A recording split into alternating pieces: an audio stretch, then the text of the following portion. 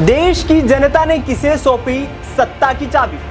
चुनाव के बाद अब है सटीक आंकड़ों की बारी। जनता से जाना किस तरफ है उनका विचार। बनने वाली है देश में अब की बार किसकी सरकार?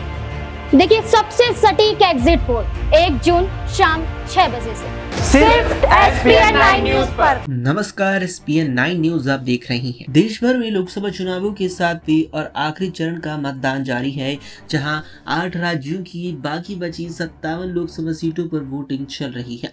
इन्हीं 57 लोकसभा सीटों में बिहार की 8 सीटें भी शामिल है और इन 8 सीटों में काराकाट सीट भी शुमार है। बता दें कि इन लोकसभा चुनावों में काराकाट सीट चर्चाओं के केंद्र में रही, क्योंकि वहां से निर्दलीय चुनाव लड़ रहे भोजपुरी कलाकार पवन सिंह ने उस सीट को पूरी तरीके से एकदम हॉट सीट बना दिया।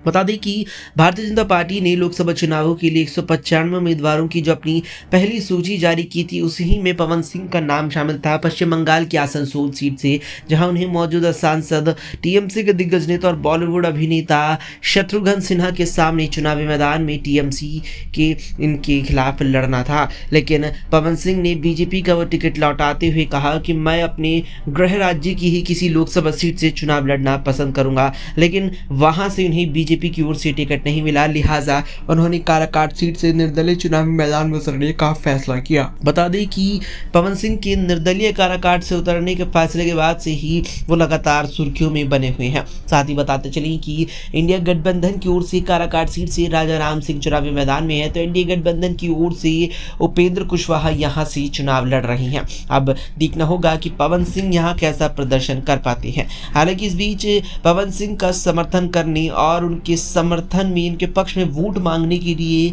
यहाँ भोजपुरी इंडस्ट्री के एक और बड़े दिग्गज कलाकार और वो जिनसे पवन सिंह का 36 का आंकड़ा रहता है, यानी खेसारी लाल यादव भी पहुंचे। लंबे वक्त से कयास लगाए जा रहे थे कि खेसारी लाल पवन सिंह का चुनाव प्रचार करने आएंगे और फिर वे पहुंचे भी, जिसके बाद उन्होंने काराकाट संसदीय क्षेत्र में रैलियों को संबोधित किया और पवन सिंह के समर्थन में वोट भी मांगी। फिलहाल के लिए इतना ही। देश दुनिया की तमाम खबरों के लिए देखते रहें SPN 9 न्यूज।